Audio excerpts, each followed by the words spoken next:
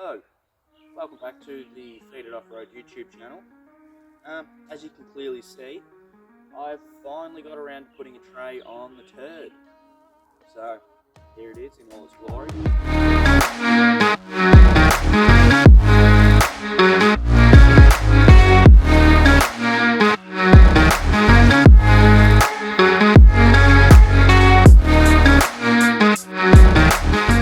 It is a pretty basic tray, which is kind of what I like. So me and Dad built this tray in the shed, we've painted it and I've wired it up. So this video is just kind of me showing off the tray. It does have its few little problems, as you know everything does when you do it yourself, which I'll run you through a little bit later. At the moment I can't remember what the length and the width is, so that'll be in the description down below anyway.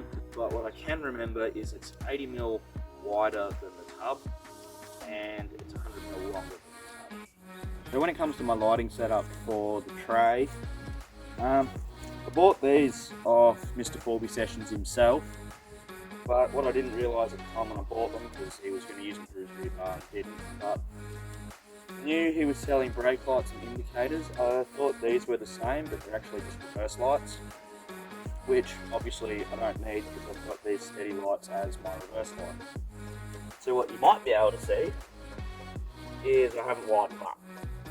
So they're just in place until I go back to Durson and buy another set of these brake lights, which when I do, I won't wire up the indicator, I'll just wire up the parker and the brake light.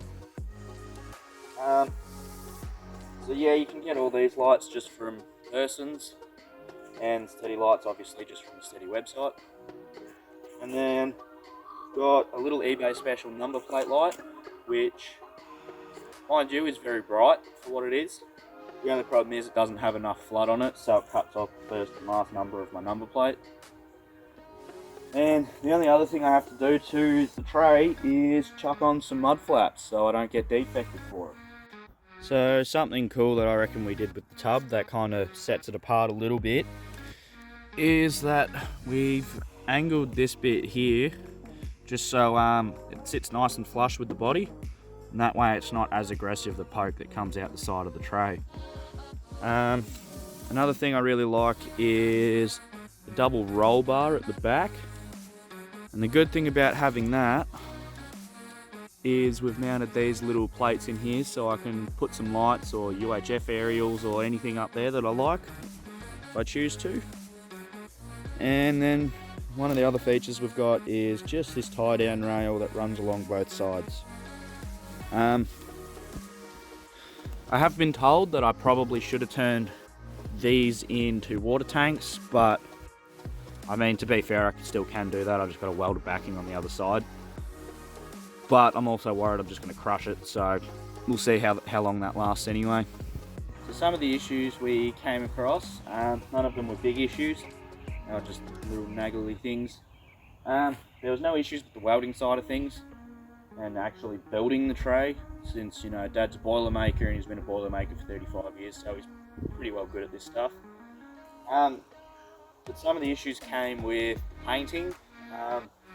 A little bit of runs, which to be fair I'm not really that worried about because I'm just going to scratch it anyway. We had some pitting in the panel on this side, which I think we just left the acid wash on for a little bit too long or didn't wipe it off properly or whatever that issue is. Me and Dad aren't painters, so you know, we gave it a crack. Then on the wiring side of things, this whole side here didn't work, and I struggled to find out why, and I accidentally came across it and it was an earthing issue, which I think it was a broken earth wire, but I couldn't be bothered trying to fix it, so, or at least trace it back to where the broken earth wire was. So you'll see that I've just earthed everything straight to the chassis. So as a lot of you would have noticed by now, I'm just running the flat tray. There's no sides on it. Two reasons: I don't like the look of them, and I don't cart anything anyway, apart from maybe some 44s that I take home from work every now and then. But I've got the tie down rails for that, so I can still just strap shit to the back of it. An opinion I might get a lot of hate for, which, mind you, this is an opinion coming from a 22-year-old with no kids. I don't see the point in chucking a canopy on the back of a dual cab ute. One, like, what's the point of having a ute if you're just going to chuck a canopy on the back of it? You might as well have just bought a wagon, in my opinion. So that's one reason why I'm not putting a canopy on this car. The other reason is the weight factor. I've only got 250 kilo springs in it, so I've just chucked a 300 kilo tray on it, so I don't really need anything else in the back of it. So number 3, I like to see out the rear window, because as a lot of you people would know from factory, these N60 mirrors are freaking useless. So that window space there is my best friend. Another reason I'm not putting a canopy on this car is because I don't really plan on doing massive touring trips. So I don't need a canopy to hold my fridge, hold all my camping gear, hold food and all that sort of stuff. So like, I don't need the canopy for that. I don't even have a dual battery system in this car yet. So my plan for that anyway is this is going to be more of a weekend warrior car, so I'll rip the back seat out and I'll put a fridge in it. But that's about as far as my touring capabilities will go.